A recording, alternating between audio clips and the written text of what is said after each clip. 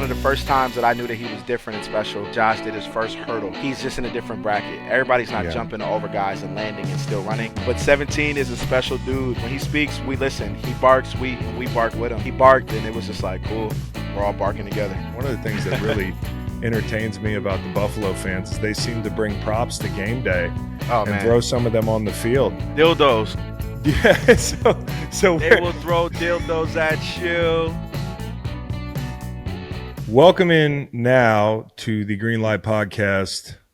One of the best Buffalo Bills on the field, but also one of the most entertaining Buffalo Bills off the field. All everything tackle, Dion Dawkins. What's the word, dude? How you doing?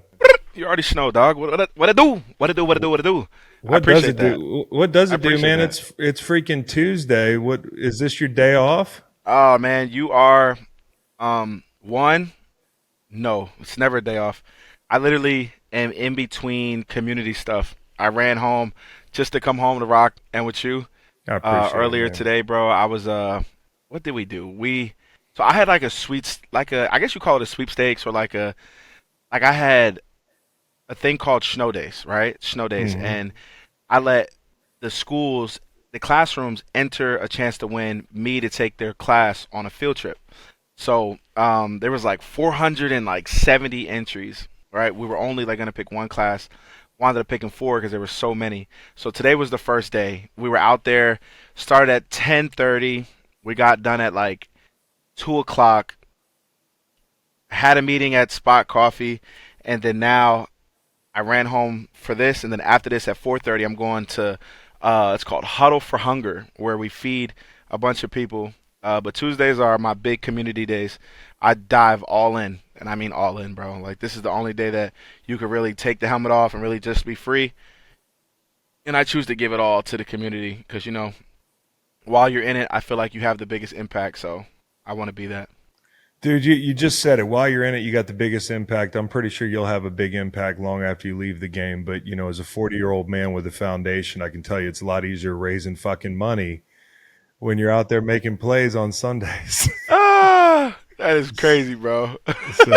so just good on you, man. Good on you. You seem like the type of guy we've never met, but you seem like the type of guy that everybody you meet is a friend because you seem to treat everybody with respect and you bring that enthusiasm to your off the field stuff. How easy is it to get enthusiastic about Buffalo, the community? Because it feels like to me, it's like a college town. And I don't mean that as a slight. I mean the scale of the city, how close everybody is with the program. It just seems like a second to none setup in that way. Yeah, well, great question. I think Buffalo is it's like being at Alabama without knowing what college football or the SEC is. This is like the SEC of the NFL, what I would say. This aura of what it feels like here is like being at Alabama. The tailgates, walking around in the community, going to Target, going to grab some wings. Some guys come in, they grab a beer, whatever. It's just the feel of what it would be like. I can only imagine this is what Alabama feels like with being an athlete in Alabama, right? Take all other stuff out. Playing football, this is Alabama football in the NFL aura, because of how they love their team, how they ride behind us, how they're diehards, how they have tattoos, how they jump through tables, how they throw ketchup and mustard, how they, fight at the games, how we win games, how everything. This is what I would imagine Alabama football would be like. That is what it's like here in Orchard Park in Buffalo, playing for the Buffalo Bills. Man, you encapsulated that pretty well, and it makes perfect sense to me because the one thing I hate about pro football sometimes is how corporate it feels. But you're in one of the few markets that it probably feels like college. And when I left college, I missed college ball for that reason. Now, I don't know what Where'd Temple you play at? felt. I played at Virginia. But Okay. We almost crossed over because I got to Philly in 17, and then I guess your rookie year was 17, so you were in Philly for, 3 years? Yep. Yeah, so definitely a big jump, but it probably feels like a smaller jump considering the kind of community it is. Speaking of the fans and jumping through tables and shit, one of the things that really entertains me about the Buffalo fans is they seem to bring props to game day and throw some of them on the field. Dildos. Yeah. So They we're will throw dildos at you. They will hit you with a dildo if they don't like you, boy. I'm telling you, you got flying dildies. dog. They got it's some of those things are like I don't even like deadly weapons, man. I'm like, it. What's the closest one ever hit to you? Nah, nah, nah. But they don't throw dildos at the Bills fans. Nah, like at the Bills. No, the dildos get thrown at the opposite team. I know, but you got to be in the area sometimes. Nah, nah. They make sure that we're not in the area because they don't want no smoke with us. They don't want no smoke with us. Ain't no smoke with us. No, no. But I'm telling you, they've like since we're talking about this. Look, they have thrown some of them. Yo, have you ever seen like some of them, and they're like them giant King Kong Yes. dildo? I'm telling you, bro, it is crazy. I'll be like, look. When you're going through a metal detector, there's no way somebody believes that. There's Not, no way. There's no not way. at There's no way. all. There's no way. They come in there with these bazooka, throw it on the field. I'm like, yo, y'all are crazy. I'm like, y'all are crazy. But I love my people. That's what they do. That's just what it is. You come here, you talk your talk, you're gonna get hit. It's a little quirk, and it spread to the WNBA. Did you see Oh, it what is spread to this? No, it's the? crazy. It spread to the WNBA too. They were throwing the fucking I think dildos that's on. worse. I think throwing them in the WNBA is worse. I That's agree. crazy. That's I crazy. agree. Because when it hits the court, it makes like a big thud, and everybody. What's This disturbing to shit, me look, is that there are some look, it dildos shake the like the. screen. Look, It shook the screen. yo, to shake the room. Oh, I'm disturbed watching Bills games. So I'm like, I didn't even know anybody was in the market for fucking dildos that size. Bruh, Anyways, let's talk about the tables. what a guy. Have you ever jumped through one of these tables? I have. I've jumped through them. I've had fans that have begged to be thrown through them. The whole deal. The whole deal. Now, how does it feel? I mean, they obviously protected you pretty good when they threw you through the table, or you jumped through the table. I jumped through mine. It's like, yeah, WWE, right? It's not. It's it's just like most of these people. Realistically, nah, I don't want to say this. You know, I don't know. Like the tables are usually used on all day, so they kind of get like a little softer, and then you jump through them, and you're It's really not the table I worry about. It's the ground because I want to come up. I yes. came up for camp last year, but I haven't been to a game as a fan, and I want to jump off the top of an RV, but I don't want to. I don't want a concussion. No, or break your shoulder or something like that Yeah, because that you'll would try be to stupid land at this on the age. table, and it's just like So I'm not one missing one. I'm anything. gonna tell you, brother. Me and you are not Jeff Hardy, and we are not Rob Van Dam, and we are not built to jump off of RVs or do Nah, swanton bombs onto tables right now. yeah, Now, if we practiced, yeah, we can pull it yeah, off. But yeah. just on a regular, I'm 5 beers in and I'm trying to land them. Nah, it's Mm-mm. gonna end bad. But for us, for the Buffalonians, they kind of are molded to it. They've been doing it since they were babies. Literally, like when people have babies here, they have like these little baby tables, and Oh, they I like saw hold their this. babies and like they crack them through them. So these people are That's some one of fucking a funny shit, kind. dude. That's some funny shit. Speaking of home games at the stadium up there, which is the last year at the stadium, which is probably feels pretty historic every time you walk in that thing. But then this week, if I'm not mistaken, you're going to be wearing those rivalry threads. Those What do we white, think? Snow White. It's Snow White. I think I think it'll be cool, right? And you said it. You hit it first. It is the last year for us to play in this stadium. So for us to do cool things like this and have this cool jersey that everybody likes and it looks cool and everybody's excited about, and it's supposed to be a whiteout at a night game, it'll be ecstatic, right? It'll be Yeah. loud. It'll be everybody be juiced up. This will be one of those games where everybody's not wearing blue, everybody's not wearing red. Like they have to get out of their comfort zone and just put on a whole new thing, right? Like Cowboys wear white every game, right? Like this is a whole new. It'll feel like a whole new place because it'll literally be Nothing but white. Nothing but white. The faces Yeah. might change. Might be some black. Might be some Spanish. I was gonna say Might be some Puerto Ricans. you're Might be really some of my describing Indian Happy homies. Valley. You know what I'm saying? But the jerseys are gonna be white, and that's the beautiful part about this culture here. Everybody comes together, and when it comes to the Bills, everybody is one. And Man. and it's a beautiful thing. And I say that with the utmost and respect. But there's a lot of different faces in the stands, but they're all cheering for the greater cause of the Buffalo Bills. So I salute them. Speaking of the greater cause of the Buffalo Bills, you got probably the most important job on the team, Uh, bodyguard to who I think Scally. is the best quarterback on the planet. He is. He is. Now, that's not taking anything away from anybody else. I think what he does to elevate his team is incredible, and what you do obviously is so important. What do you think was the big difference for y'all when you switched to Joe Brady a couple years back? Because it felt like for him specifically, a switch went off where I don't know if it was a different way he saw the field or a different prioritization of how he was going to play the game, or it was the run game. I don't know what it was, but things have been different since. What did Joe Brady bring to Josh and y'all's game? I will repeat this. That is a great question because I try to figure it out.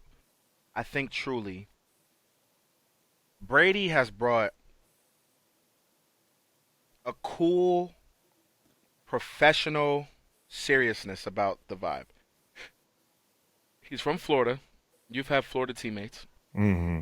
You can relate their culture. They're just real hip, right? Like Joe Brady's like he's a white dude from Florida, right? Like That's the like one way you could describe it, and you I can't get even it. say it no other way. He's a I white get dude it. from Florida, right? So he has that swag to him, he has that culture to him. He just moves in a different flow, right? And when we're in 2026, we're about to be in 2026, ending of 2025, the culture is different, bro. Like you have to be able to relate to your coaches and the language barrier has to be there, and it's not just like these these ancient coaches that are teaching you that's been this is the right way to do it. We've been doing it like this since two-a-days.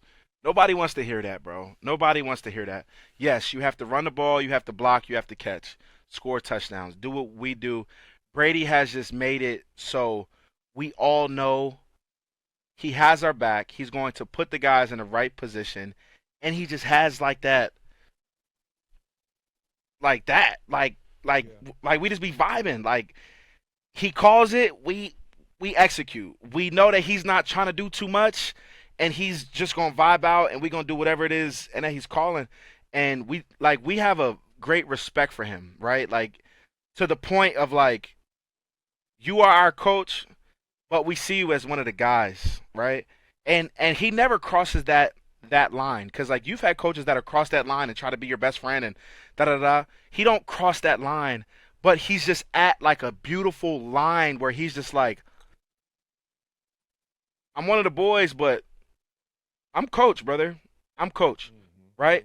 I am the OC. I'm coach, and we see that. We respect it. He don't try to go too far right. He don't try to go too far left, and he's just there. And as a player, you could just respect that. You could just respect it. And for a guy that had to come in when bullets were flying and do what he did, he already has that respect of what he did from the plays that he called and how he coached and how he handled practice. He was already there. Like he could have like came in and been like, I've been waiting for this my whole life. You know what? Y'all run. We not doing this right. Blah, blah, blah, blah, blah. But that's not him. He just kept it calm, cool, and collect, and didn't wait for the fire alarms to go off or didn't wait for the house was on fire to check the fire alarms, right? And it was just a vibe. It was just a calm, cool vibe. So I think we vibe with him, but the overall, he's a white boy from Florida. Yeah, Florida. The Florida dudes are one of a kind. One of a And, kind. welcome to the Green Light Podcast presented by BetMGM. If you haven't signed up for BetMGM yet, use bonus code GREENLIGHT and you will get up to a $1,500 first bet offer on your first wager with BetMGM. Just download the BetMGM app and sign up using bonus code GREENLIGHT. Deposit at least $10 and place your first wager on any game. If that bet loses, you will receive up to $1,500 in bonus bets when using bonus code GREENLIGHT at sign up. Then get access to second chance promos, odds boost tokens, same game parlays, BetMGM original bets, and so much more. BetMGM, make it legendary. With the run game, because I think that's the one thing, because you do have that fantastic quarterback, and you guys can hit every area of the field. But the thing that always impresses me is the way you run the ball as well. How much of that is not taking anything away from the players, but having a coach like Aaron Kromer, who coached my brother way back in the day, and he used to always talk about how great a coach he was, how he had everybody on the same page. You guys seem to play together really well. When I watch the best offensive lines in the league, they move on a string, they communicate. They ask a lot of the tackles. You guys are asked a lot of, you and Spencer. I mean, you're left alone a lot. What does Aaron Kromer bring to that offensive line room? What differentiates him? I think Kromer in a whole. Kromer is, he's one of a kind. I'm blessed to have him. I'm honored to have him as my coach. I'm so comfortable going to work. I'm not all uptight. I'm not all nervous and none of that even exists when you are coached by Kromer, right? When you're doing what you're supposed to do, it's the best place to be. Simple as that. It's the best place to be, best coach to play for as an O-line coach, right? Not to say nothing about the rest. I loved Juan. I loved Coach Wees. I loved all of my coaches. Bobby Johnson, like they was all cool, but Kromer is just one of those guys that to dumb it down, right, for the people that listen, right, to like when you're coaching football or when you're coaching or even teaching a classroom. Let's just think about coaching the football team but also teaching a classroom. If you're teaching a classroom and you have a student that looks at his videos to learn, okay, this symbol plus this symbol means that we are in a division equation. Parentheses are here, and it's going to get us this as the answer, right? Coach Kromer understands that everybody learns differently. That's first of all. And that's the biggest thing that you can do as a coach is know how your players learn. Me, I don't like to be in the meeting and know all the I can't do that. I like to keep mine X and O's. Keep it, I hate to say it, as dumb, as simple as possible. Dion needs to get from here to here. What is the easiest thing to say? What's the easiest thing to call for him to know that he has to get from here to here? And he does that all the way across the board with each individual guy when he's coaching, right? Like he is okay with Dion, turn it off. Connor, I'm just talking to you here. This has nothing to do with you guys. Don't listen to nothing I'm saying. Dave, Osiris, Spencer, and that is a beautiful thing. And then he coaches us individually to our strengths, right? Like when we weren't recording, you was like talking about how my kick slide and it's different. He coaches me within my natural way of playing football, right? Yeah. And this comes down to like the ancient coaches of the take 3 kicks backwards, then throw your hands, and come off the ball, and I want you to go boom, boom, boom, boom, boom, ha, no, or this, no, none of that. He coaches it how you coach it. Find your base, find your rhythm, find your hands, find your balance. Do what you do. Play your game, right?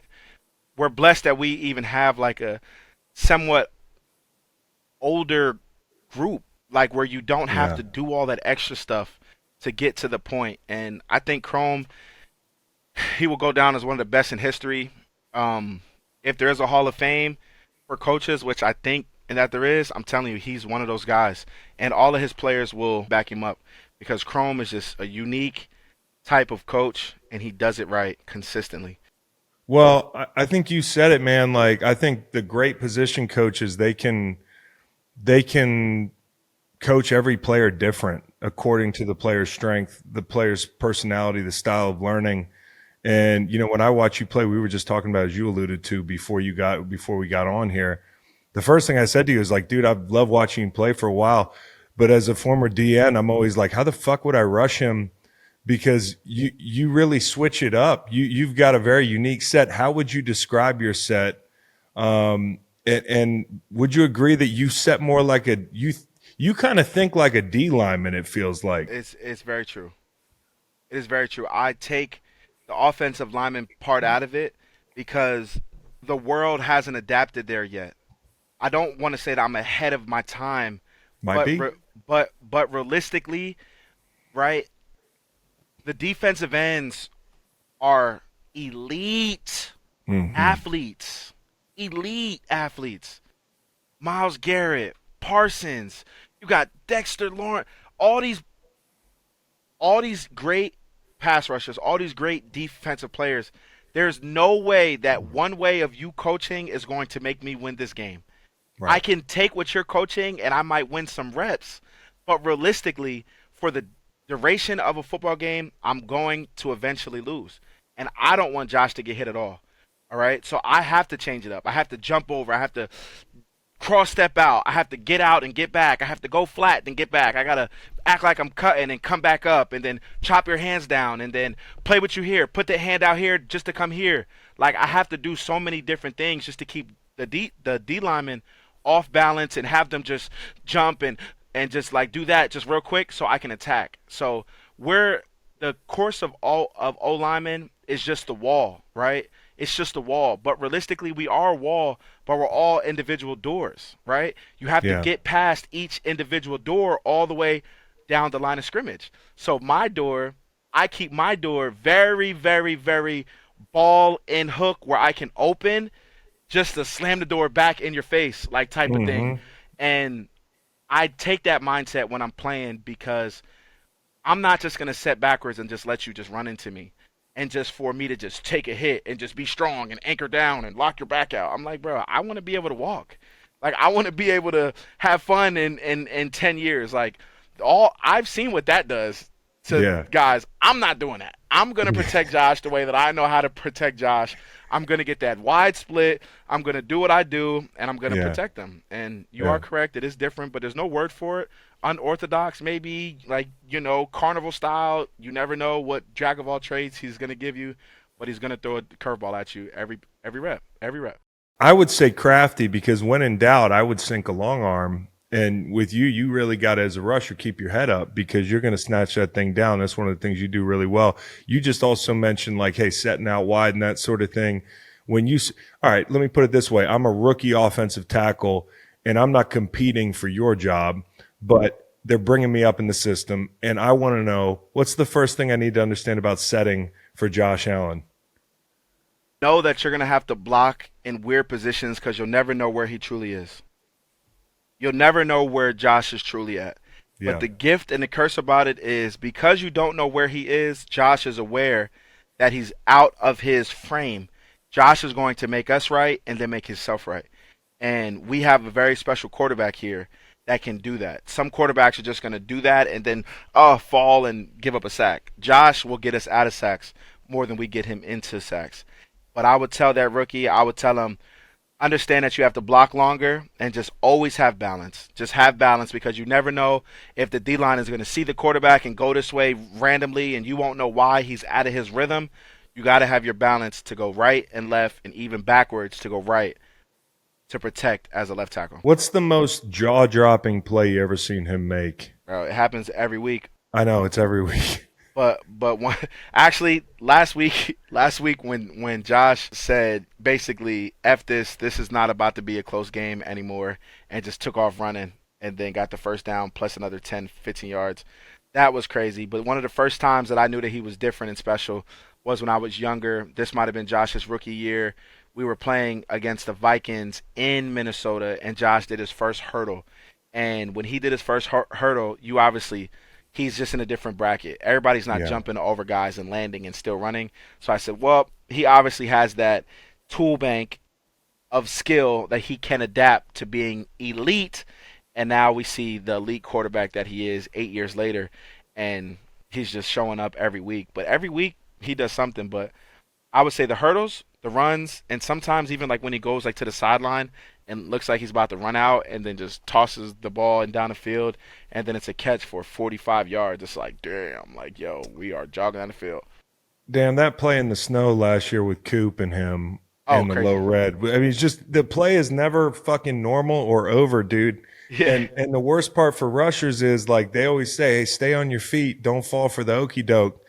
But it's kind of like Mahomes he'll be 4 yards down the field doing this. Yes. And Yes. motherfuckers are, Yes. Yes. the Yes. way he Yes. manipulates defenders is crazy. Yes. It is true. So I heard you mention this guy Jackson Hawes, and Oh yeah, Halsey. I think blocking tight ends are a dying breed. And that's nothing against. I sound like old man now, but like when I got in the league in '08, they were all 280, and they all gave a shit about blocking. The way you talk about this Jackson Hawes kid, he can really move some bodies around. Is he Lee Smith level? You are on point, brother. You are on point. He is Lee Smith level. Damn. Size wise, like Lee Smith. If you walked in the building, like you would think that Lee Smith was a left Tackle. tackle, right? Like he was a tackle. But Halsey has a bigger frame of the average tight ends, but he is the elite level of Lee Smith. And I say that because tight ends, these playbooks, they're making the tight ends block the most elite rushers on the field. And then that's Mm-hmm. usually where most of the DNs are getting their sacks. Not to say that they can't be tackles, but most guys do get sacks off of the tight ends, which I would get a sack off the tight end, or I would feel disrespected if they're asking the tight end to block a premier rusher. And Halsey is just one of those guys that if we put on an elite rusher, we know that we have a significantly larger percent chance to win than the average. Who doesn't get enough love on your group? Who's underrated? Bro, we're all underrated. We're all underrated. Like we're not Pretty good all answer. pro every year. Connor is great. Dave Edwards, like Dave, like look at Dave's film from the last game. Like Dave is chucking away. Ain't nobody saying nothing. Dave is throwing guys around, pulling and hitting guys, blocking, locking guys down, calling mic points, doing this and doing that. Connor, right? Connor went from left guard playing next to me to now the starting center, right? Like Yeah. nobody's talking about Connor. Osiris Torrance. Osiris Torrance is by far the best guard in the country, even for his age. I think he's the best guard in the country in his class, and then in going with all the OGs, because like it's slotted. Like Yeah. you're against everybody like who you get drafted with, and then it tears up. But like Yeah. and then Spencer's a little and nicked up now, but Spencer like went from struggling to be a right tackle to now being a pillar, a premier right tackle, right? And he went from really struggling where we were like, this is it. Like it's either you come on or we're gonna move on. And Spencer did his thing, and he's doing his thing, and he's 6'8", 6'9", 6'10", whatever the hell he is, Yeah. and doing it, moving, running downfield, smacking guys. And then you got me, right? Yeah. Like I'm still fighting. Like I'm still fighting, right? And I know my ability, but you know, all still fighting, man. We are all still fighting, and it's gonna be a continued fight because the O line is always it's just the big boys, but realistically, we're a bunch of skinny guys trapped in big guys' bodies. So Yeah, for sure, bro. that's how I I see think it. you might have a little D line in you too. I know I've said that a couple times. But the Spencer Brown thing, that you took the words out of my mouth. I got a lot of respect for guys that go to the brink, have a hard time, because it's fucking hard to make the transition, and it's one of the hardest positions in the NFL to play, if not the hardest one, tackle. I mean, I just there was a moment where I wasn't sure if Spencer was the guy, and now you said it, one of the premier tackles in the league. How mental is the position? And when he was in that rut, what did guys tell him? Or did he just work out of it on his own? Spencer kind of just listened, learned, and understood that it's either you want it or you don't, Mm. and uh, he just made his mind up. He just made his mind up. He was always a finisher, and when he developed his set, like his set is his set now. Like he's not being coached on how to set, or you should set like this. Spencer's gonna Hmm. set like how Spencer sets, and he's gonna do Hmm. it. And once you get to that position as a tackle, and you learn how to punch, and you learn your body balance, and you learn how your body moves and this and that and all the natural movements of getting backwards and then throwing your hands, where you could fall out the window and you could keep your chest up and your head up so nobody swats your hand down. Or that's where you got it.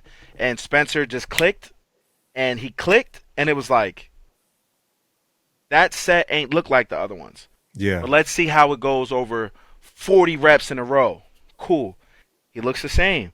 And then now let's see how he's finishing blocks. Now that's different. Now he's running down the field picking up running backs. And when you know that his mental and his confidence and everything is there. And so he just grabbed it and he did it on his own, but he listened, and then he learned the chop down stuff. Like, I'm teaching it and I'm helping guys learn it, and take it and run off with it. I don't care. I want us Yeah. all to win. Keep 17 clean. The rest don't matter. Absolutely. Newer teammate here. I wanted to ask you about who the fuck did you think Matt Prater was when you first I saw ain't him? know. Boy, I ain't know. He's an old head. I thought he was a coach. I thought he was a coach. Really, it was really like a question. I was like, yo, who is this old ass dude in the locker room? Like, Dog. like, who is this dude? And then 3 days later, he has to kick the winning field goal. So it was just like, who is this old dude, man? Who is it? I don't know who he is. I've heard of the name, but it ain't really ringing bells. And who is this old ass dude with these skinny ass legs in our locker room? Bro, he gave me age dysmorphia. You know what that is when you don't know how old you are? Because I'm 40, and I was watching the game, pulling for y'all, and they put him on TV. I'm like, this guy must be at least 8 years older than me. The motherfucker's What's he only like, 41. 41? He's only 41. He's only 41. He's Yeah, only yeah, yeah. 41. Bro, I'm telling you, Uh, he looked like he about 53, yeah, that maybe even game was 55. that game was a damn barn burner, dude. And it feels like Baltimore is a team that you've gotten to know very well. You know them anyways, but over the last calendar year, you played them 3 times, and every game's been different. It felt like it was a real struggle offensively. The first of the 3 matchups. Talk about what you had to do after that loss to get to where you beat them in the playoffs and then match up much better to open the season. You know, I wish that there was like a dialed up answer, but you kind of just have to flush it. Yeah, Flush the losses, take them to the chin, and move on. Because when you're in this league and there's, you know, I don't want to count anybody out, but it's been the Ravens, Bills, Chiefs. yeah, I love how the Chargers are playing. I like that quarterback. They're playing well, but it's been Bills, Ravens, Chiefs, hmm, and we know it could go. There's great quarterbacks and great teams on each side, so it is, and what it is, you take it how you take it. You go back to the drawing board and you keep on chucking, because flush it. Don't let it eat you up, but let the pain fuel you, and just go on and see what happens next time. no question. I kind of wonder what y'all talk about, if anything, down 14 or 17 in the fourth, where it almost feels like there's nothing to be said probably with your group because you can, and you've shown that you can. I liken that game to, like, I don't know if you used to watch the Western Conference when, like in the NBA, when the Warriors were really, really, really good, and it was like no lead was safe. That's what it kind of feels like watching y'all play right now. If I you're respect up two that. scores, it actually is almost worse than being in phase because y'all are going to turn it up a notch. It is. That's a very respectful thing to say, so I will take that respect. Mm, And now that I've realized that you're talking about the Ravens game week one, um, Josh, I'll put it like that, Josh, because my mind was definitely floating. It was floating because I'm looking at the score. I'm looking at Derrick Henry run up the sideline. I'm looking at him stiff arm guys. I'm golly, looking he's at big. him do some crazy stuff, and I'm like, bro, all right, these guys got our ticket at right now. But Will, it's only week one. It's cool. And Josh walked down the sideline. He said, "We're still in the game." I said, "All right, guys, we're still in the game. Come on, let's go." I'm like, all right, yep, whatever he says. Come on, let's go. So that's what that was, right? Yeah. And when you have a guy and like that makes his mind up that we're still in the game, that means we're still in the game. And that's what you're seeing. We're still in the game. So we can always Hell be yeah. in the game. But 17 is a special dude. And when he speaks, we listen. He barks, we bark with him. So he barked, and it was just like, cool. We're all barking together.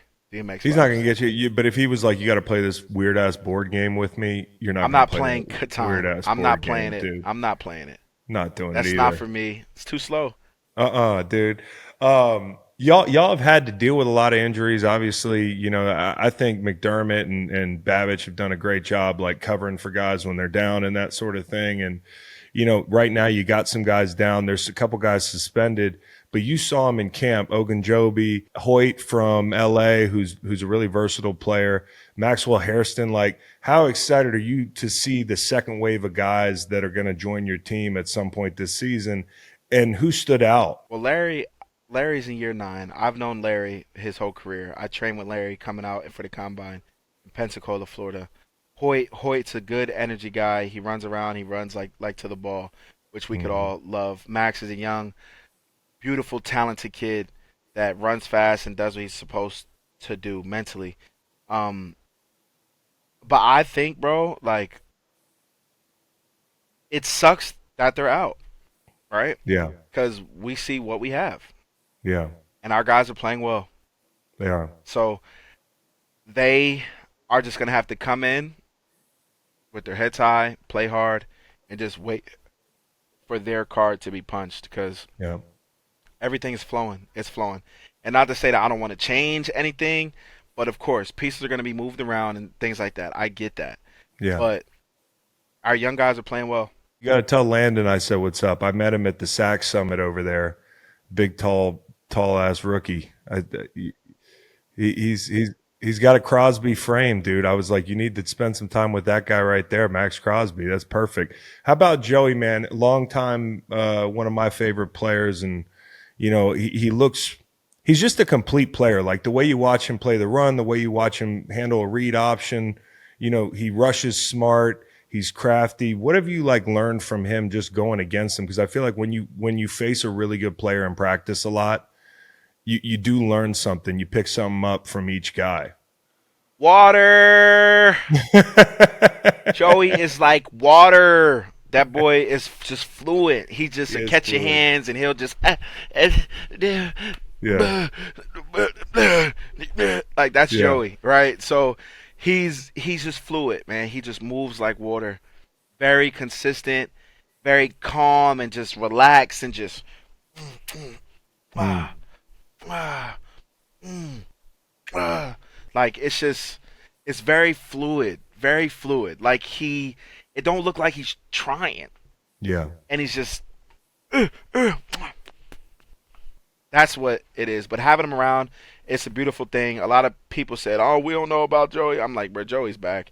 So Joey was never gone. He just needs to heal up and just be in the right place where people love him, and he's at the right place where people love him, and he's enjoying the culture of being a part of Buffalo that he sees and what everybody talks about because it's real. It is real. Being here and having team dinner after games and doing stuff like teams don't do that. Like everybody goes but their own ways. It scatters.